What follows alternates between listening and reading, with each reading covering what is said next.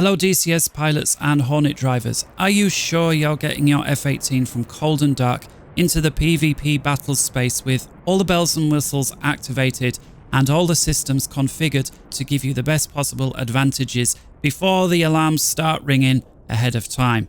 Well, there have been so many changes to the F18 Hornet that even if you are unsure or you think you might have it down, it's still worth checking this out. And if you are somewhat newer to DCS, then this is a gold mine. It is a one-stop shop from cold and dark into the PvP battle space. So without further ado, let's strap in. I hope you find this one useful. Welcome to the Growling Sidewinder server, the perfect place for this tutorial. One thing of note, this video is not going to include real-world checks that are actually pointless in DCS. For example, we know there's not going to be a problem with the bleed air supply during the takeoff roll, so we're not going to perform those checks. So first off, battery, APU.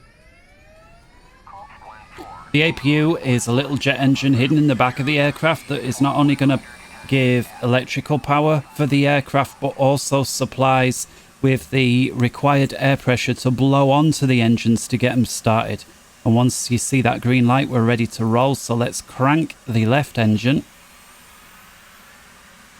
While we're waiting for it to crank, let's turn these displays on. The heads-up display and the lower one. And once you see it's around 25, I like to crack the throttle, introduce fuel at that point. Some terrible lag on this server, but it could just be that I've not flown on it since the reset, so I'm going to increase my bingo now to something like £5,000. Just a quick introduction on the bingo setting. You want to have enough fuel not only to get back, but bearing in mind, oops, problem, you may be chased. There may be a situation that is not favourable to you. You need enough fuel to light those burners up and run for at least a couple of minutes and then get back as well. And that's why I like to give myself a big healthy amount. Remember, once you hear that bingo go, if all's good, you can always dial it back, but you don't want to get yourself cut short in the wrong area. It's a large area of operations.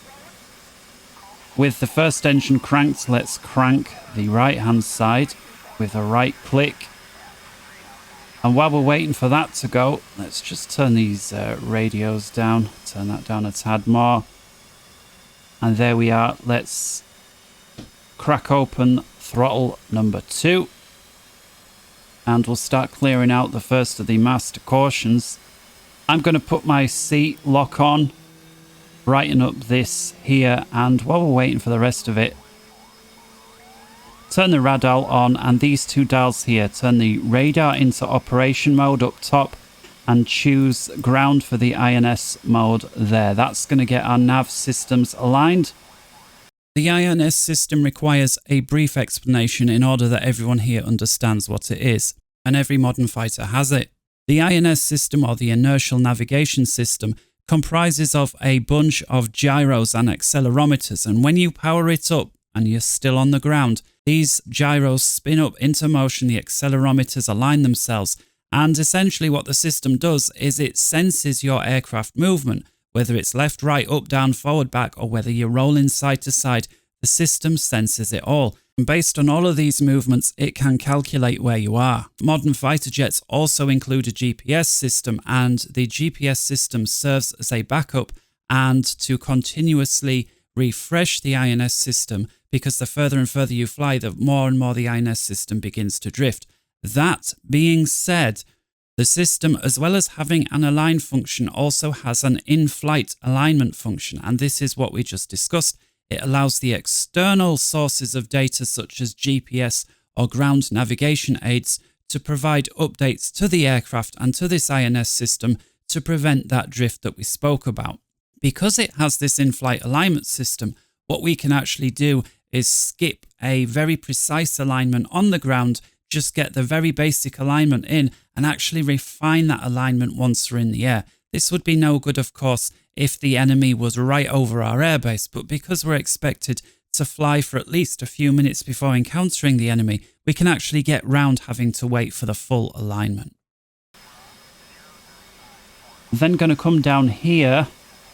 If I lower my guy down, right this button here, hold the right mouse button down and then drag your mouse wheel down one position, just one move like that, then let go of the right mouse button. That uncages that. And now with both engines running, we can turn the APU off. I like to just put a tiny little bit of light onto the formation, turn the position lights all the way up. Meanwhile, on the left here, we've got the hook bypass, set that to field. Once we've waited about 40-45 seconds, we should see the map appear onto the navigation display. As soon as you do see the map appear, it's safe to turn the switch on the nav mode into the IFA position. It will seem like your startup alignment starts again, but just trust me on this, it's so much quicker.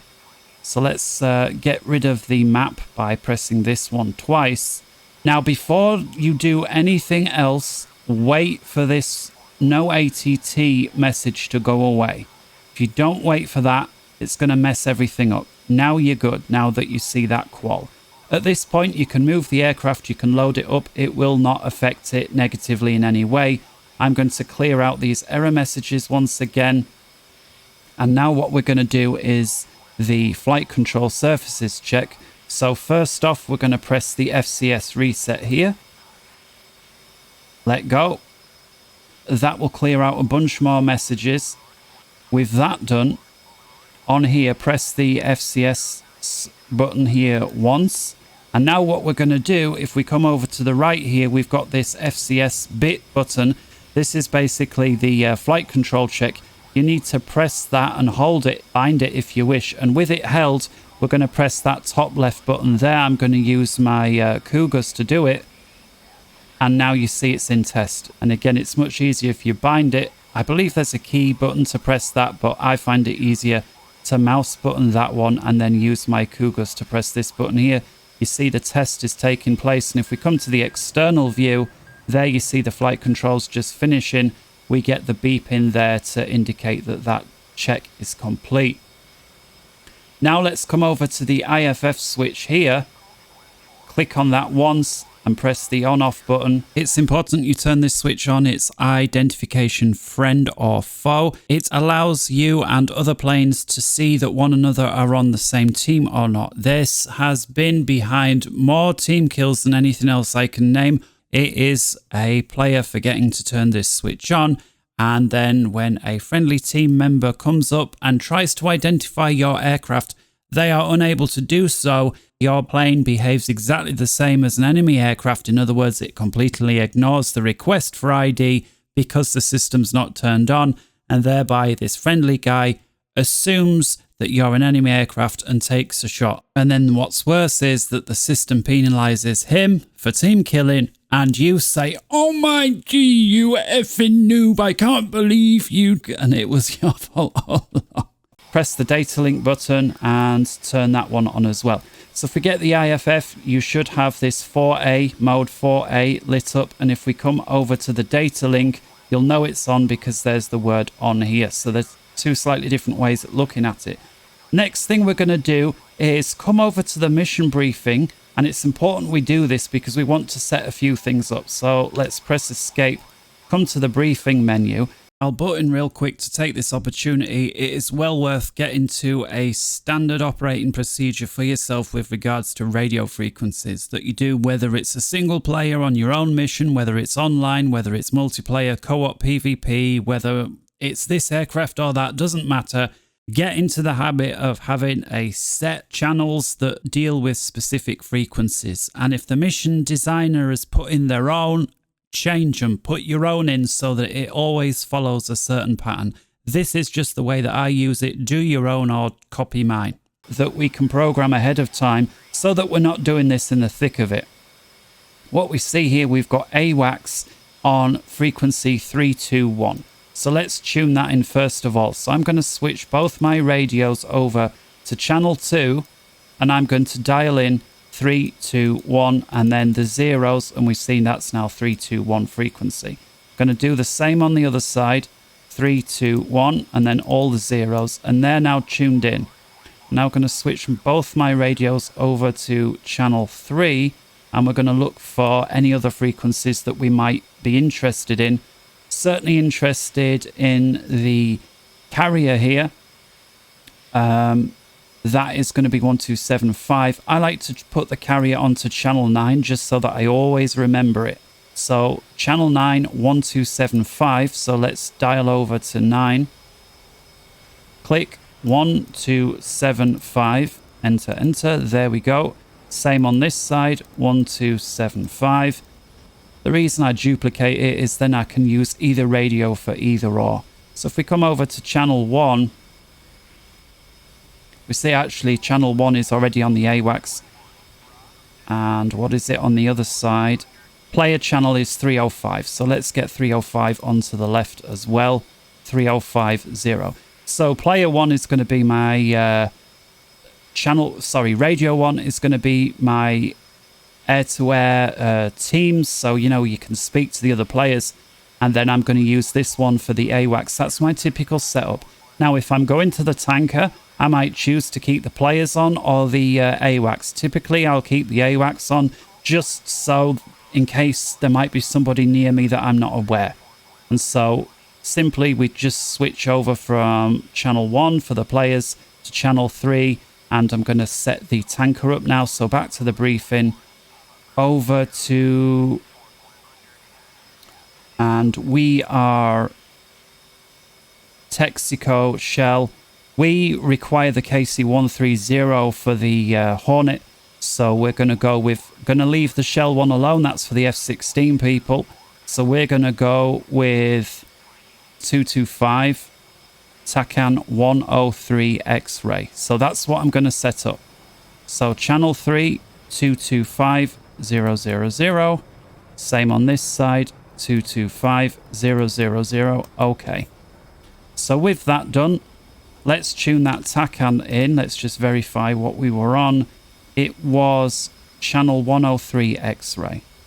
So I'm going to come over to the TACAN, turn it on, dial in 103. Okay. Check that the X-ray is lit and change the mode into the air-to-air mode. Okay. So we should find that one, if not already, when we take off. So with those things done, let's now move over to the navigation itself. Let's choose the screen on the right just so it's a bit easier to see. So what I'm going to do on here is come over to the HSI page. And currently the only waypoint we have in is waypoint 0, which is our start position. If I switch up to waypoint 1, we're now going to enter some data. So I'm going to press onto the data page here, press the UFC button here. Now we can enter the coordinates for waypoint 1. You see they're currently all 0. I'm going to come over to the F10 page and press Alt and Y keys twice to change the coordinate mode over to the way that is ideal for the Hornet.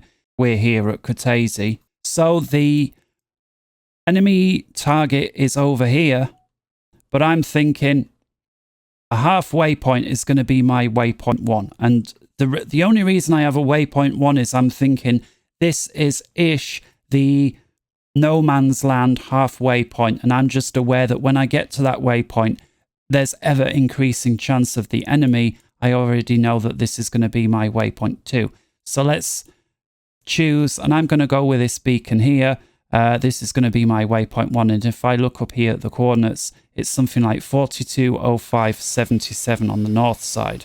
So back to the UFC, if it times out, position north, 420577 on the north, and then on the east side, because everything's north and east on the Caucasus, we have something like 433859. 433859. Again, these coordinates don't need to be too precise. It's just a vague halfway point. And with that done, I'm now going to scroll up to waypoint 2. And this is going to be where Bulls is. And if we look on the F10 map and zoom in, we see that we've got Bullseye directly over the target. That's not always the way, but it is in Growly and Sidewinder server. I always have waypoint 2 as my Bulls, and you'll see why. Because if we move the mouse over, we see it's 413961 north.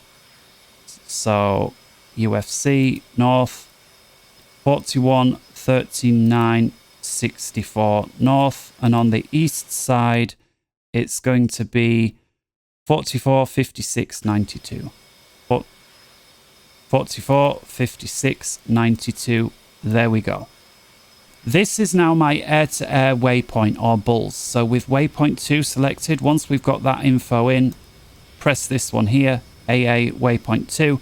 And on the sequencing, I'm just going to draw a line. So I'm going to press on the sequencing button here. We've already got waypoint 0 in. I'm going to press on the insert button and press number 1 for waypoint 1. OK. Press insert again, waypoint 2 and enter. Now we see it's 0 to 1 to 2. If we come back to the HSI page and turn that sequencing on, if we zoom out now, you see we've got a line from here to halfway-ish all the way to the enemy main base, which is our waypoint 2 as well as Bulls. So with those things done, we can start and move on. So I'm going to put my heads up into radar mode and I'm going to rearm my ship. So I'm going to come into the comms menu, choose the ground crew and rearm. Now you can choose whatever loadout you like if it's air-to-air.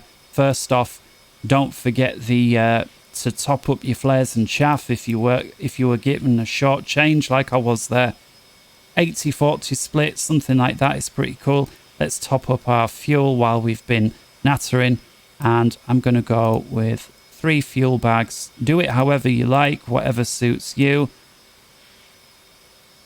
I'm going to pop 2 AIM 120s under the remaining pylon, and then on my tips put 2 9Xs, and then on the center 2 pylons I might go with 1 Mike Hotel and another AIM 120, and then that just gives me the option to fire into a furball with a Fox1 missile should I want, but again, do it how you like. Let's say we're okay there. Looks like we're completely aligned. So what I'm going to do, just hide the stick. Let's get the RWR on.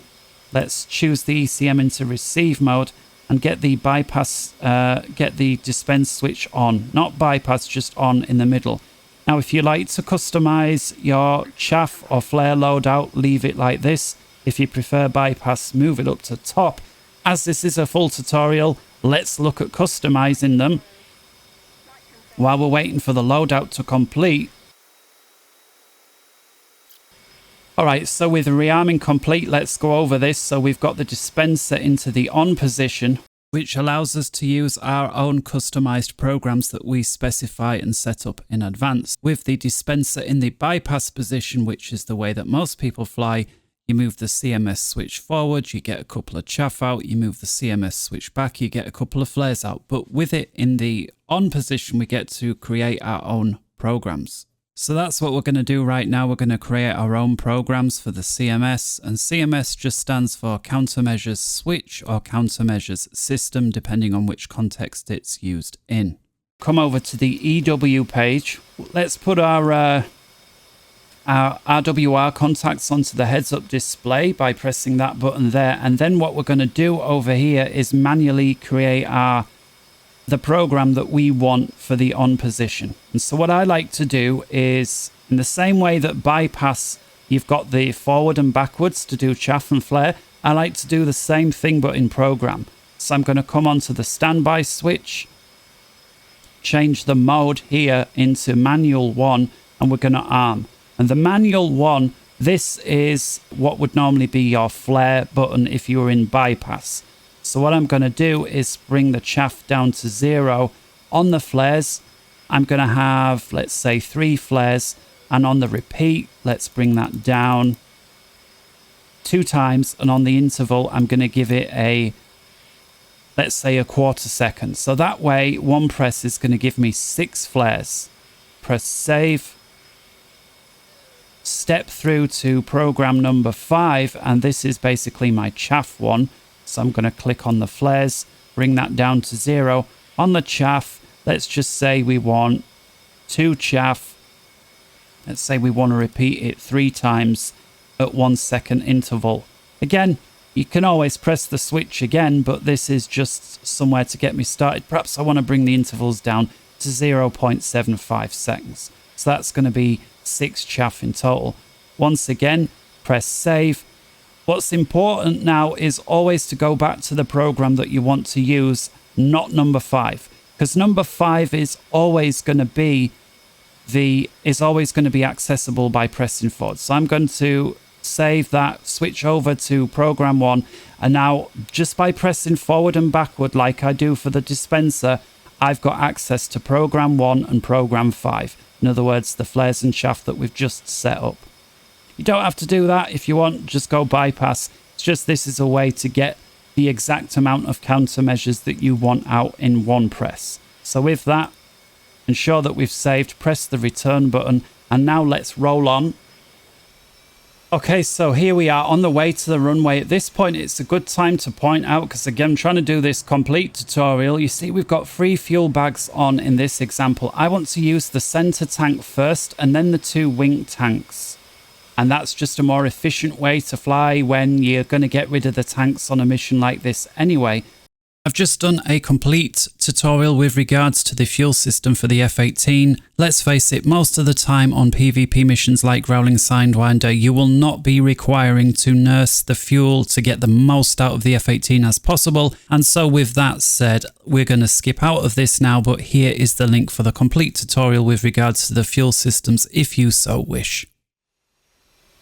Let's bring the canopy down.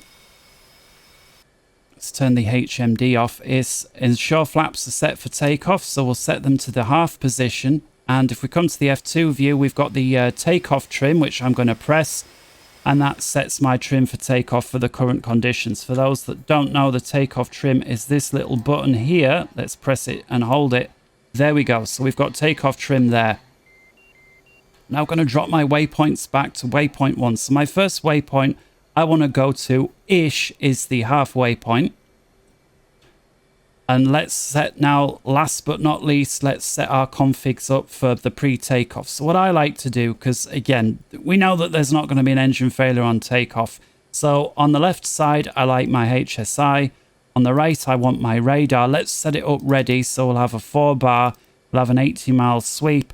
And down here, I like my SA page, because that's going to overlay the data link. So let's press that one, and there we can have a quick look. If we press the sensor page here, I like to overlay the RWR on top of there, so I press that as well, and it's only going to overlay enemy RWRs, which is exactly what you want, because we've got the friends off. So with that, let's come back to the SA page, and let's roll. Let's have a quick look to the right, a quick look left, looks good. Let's clear out this warning, which is only to do with the fuel tanks. And let's roll. Let's uncage the burners.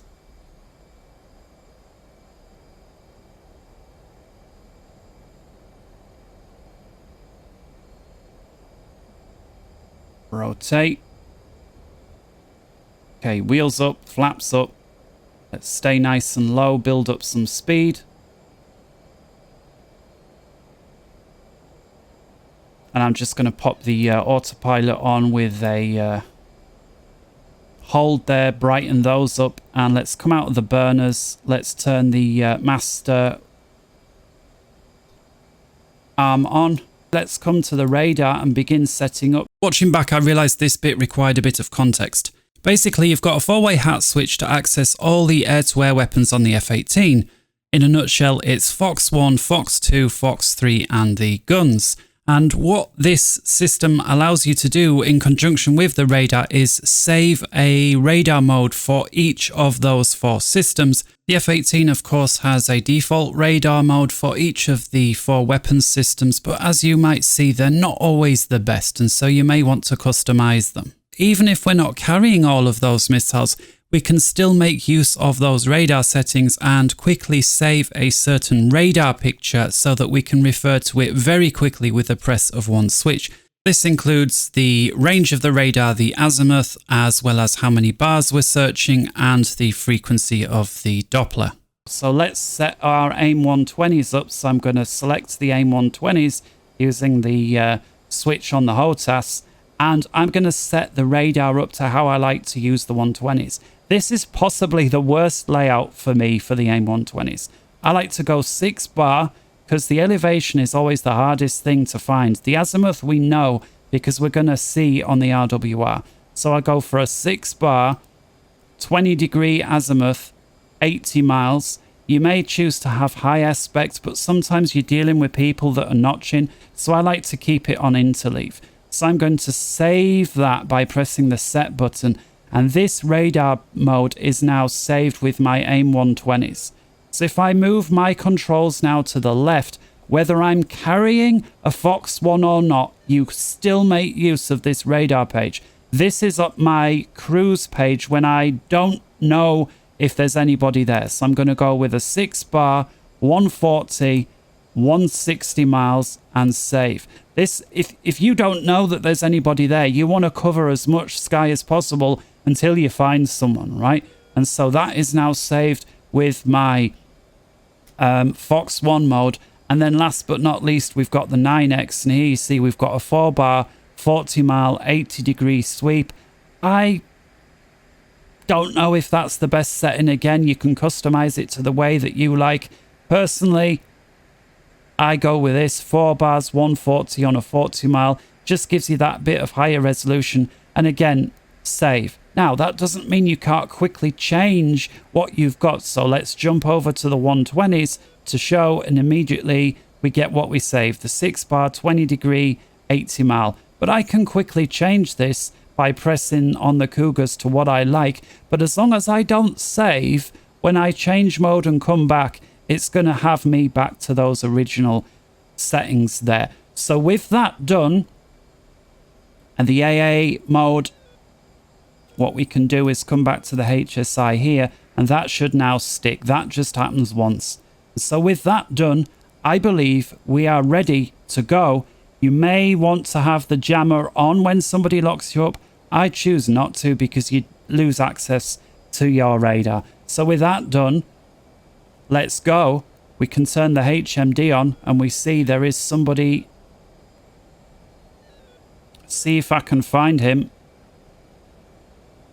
What's really useful is this step switch. I highly recommend binding this one because it allows you to quickly cycle through all the targets. And again, if you've got that bound, you don't need to heads down and physically press it. You can then put it over the target that you're interested in and start making your way towards, in this case, this guy. I think we're ready to chuck that centerline tank. So I'm going to press that switch now. Now I'm going to get the other two ready. And I'm going to turn that override and set both of these to normal at that point. Here it looks like we may have somebody. Let's get a read on him. And indeed, it's a target. So I'm probably going to chuck my other tanks now. And I'm going to fire one out just to put the delay. And there's the end of the tutorial. It was at this moment in time that yours truly panicked, realizing his RWR was absolutely full of hostile contacts with not one friendly in sight. See if I can get him. So we fired one, let's fire a second. Not sure what that heat seeker sounds about, but never mind. Sometimes comes after jettisoning stores, you get the 9X. And let's fire one more. Let's start notching. And there indeed is the missile. And with that, it is the end of tutorial. I ended up managing to escape the enemy. And as I turned around, there were a couple of friendlies there to help ensure I got away. I hope you found this one useful. If you did, please leave a like. It was a difficult one to make this. Lots of cuts and edits, as you may have seen in the preview. Until next time, wherever in the world you may be, good morning, good afternoon, good evening, and good